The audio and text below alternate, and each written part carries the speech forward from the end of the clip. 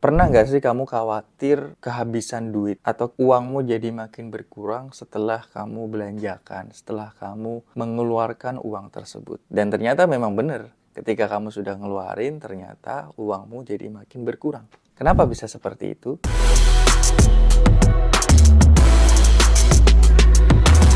Kita perlu memahami bahwa uang merupakan tools atau alat yang digunakan untuk jual beli atau pertukaran. Nah, pertukaran ini akan bisa selaras ketika kamu merasakan perasaan tertentu.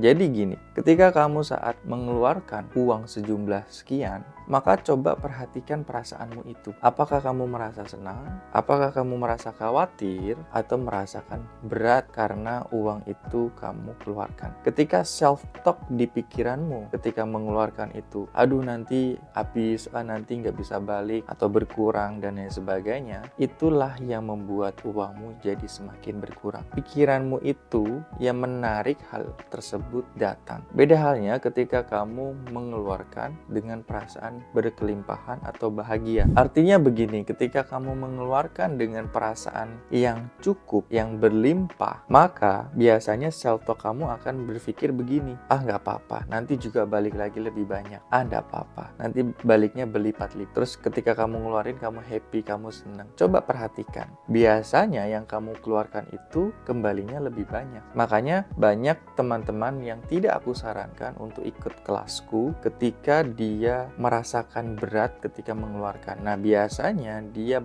merasa berat itu karena dia hutang. Orang nih hutang gitu ya, terus mau ikut kelas. Tapi dia ada ekspektasi. Ekspektasinya apa? Ya dengan ikut kelas ini, dia berharap hidupnya bisa berubah, hidupnya bisa maju, dan lain sebagainya gitu ya. Setelah udah ikut, ternyata tidak sesuai ekspektasinya. Nah, akhirnya dia menyalahkan gurunya ini, menyalahkan orang lain, menyalahkan Tuhan. Akhirnya hidupnya jadi makin terpuruk. Nah, yang tidak aku inginkan adalah hal seperti itu. Jadi lebih baik ketika misalnya kamu mau mengeluarkan untuk apapun, usahakan perasaanmu happy dulu. Atau kamu ketika misalnya mau ngikutin kelas, mau mengikuti apapun ya, atau membayar apapun, niatkan aja untuk menjadi perpanjangan tangan Tuhan. Atau niatkan untuk sedekah, atau niatkan untuk investasi. Itu jauh lebih bagus. Ketika kamu niatkan untuk investasi misalnya ya, ketika kamu mengikuti sebuah kelas tertentu, maka kamu nggak ada ekspektasi. Ya udah, aku investasi untuk diriku, jadi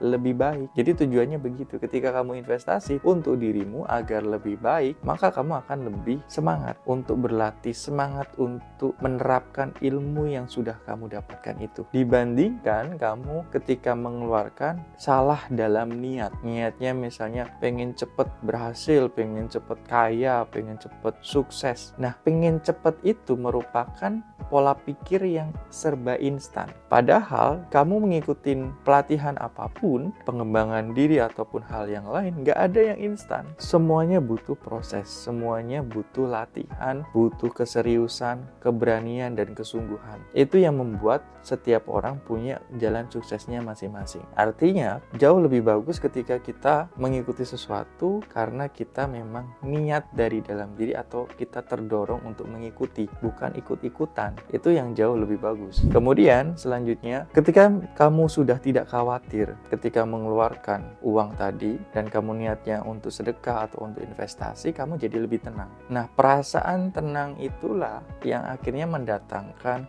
keberlimpahan dari sisi-sisi yang lain atau rezeki yang tidak terduga. Artinya ketika kamu mau mengeluarkan itu tidak tenang, dan ketika kamu punya uang atau uangmu mungkin tinggal sedikit, kamu juga tenang, itulah yang bagus, itu yang benar. Kenapa? Karena berarti kamu tidak melekat dengan uang. Jadi kebahagiaanmu tidak terpatok oleh seberapa banyak uang yang kamu punya. Karena kebahagiaan yang kamu rasakan itu letaknya dari dalam diri kamu, bukan dari faktor eksternal. Faktor eksternal itu hanya memicu atau menambah bumbu dari kebahagiaanmu. Tapi kebahagiaan yang sebenarnya yang mau kamu rasakan itu dalam dirimu sendiri. Ketika seseorang menggantungkan kebahagiaannya keluar, dia akan kecewa. Dia akan sangat melekat sekali dengan hal itu. Misalnya dia menggantungkan ke uang.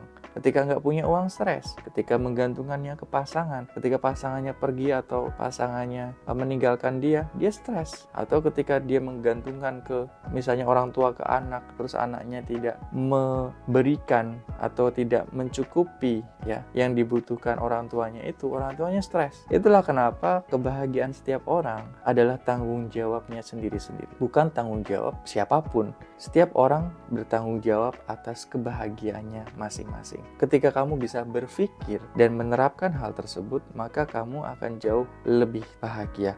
Kamu akan susah untuk menderita, susah untuk sakit hati. Kenapa? Karena kamu sadar kebahagiaanmu adalah tanggung jawabmu. Kebahagiaanmu adalah sesuatu yang dari dalam dirimu, bukan dari luar dirimu. Karena ketika kamu banyak uang ataupun tidak banyak uang, itu tidak membuatmu bahagia. Mungkin itu membuatmu tenang karena kamu merasa aman ketika punya banyak uang. Tapi sejatinya apa yang kamu dapatkan itu berasal dari dalam dirimu dulu. Jadi segala sesuatu yang di luar adalah manifestasi yang ada di dalam. Kalau yang di dalamnya udah bagus, udah tenang, udah merasa kaya, udah merasa cukup, maka di luar ngikutin. Tapi kalau yang di sininya masih merasa kekurangan, masih merasa kekhawatiran, kecemasan, ya, dibenahi itu dulu. Sehingga kamu bisa lebih hidup gitu loh. Hidupmu tuh nggak hanya mengejar sesuatu yang semu, sesuatu yang tidak kekal. Karena tujuan manusia hidup itu cuma satu. Tujuan manusia hidup adalah merasakan kekosongan. Artinya ketika tujuan kita hanya kosong, ya sudah, kita bisa kosong kapanpun gitu loh. Kebahagiaan ya kekosongan.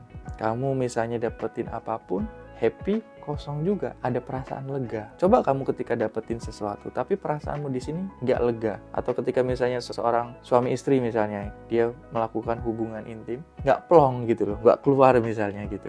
Otomatis kan nggak lega. Ketika nggak lega apa? Sebel, jengkel, moodnya rusak, moodnya nggak enak kan gitu. Tujuannya apa sih?